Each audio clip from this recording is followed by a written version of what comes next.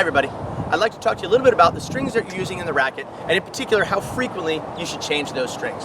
That's probably the most common question that I get in regards to strings when I'm out here on the court teaching is people ask how frequently should I change my strings. Well, the general rule of thumb is however many times a week you play is how many times a year you should change your strings. So for example, if you play 3 times a week, 3 times a year you should be changing your strings.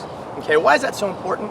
Well, strings lose tension over time, and as they lose tension, we lose control of the ball, and all of a sudden now we're playing with a racket that feels a little bit different possibly from day to day or week to week. So real important to make sure that you have a uniform tension in your racket or rackets, which is another thing that's worth mentioning is you should have 2 rackets always just in case you do break a string, or here in South Florida we get very wet grips when we're sweating out here, so it's nice to be able to change the racket, have a fresh grip while the other one dries off. But back to strings, there are a couple of different kinds of strings that we use. There's polyester, there's synthetic gut, there's natural gut.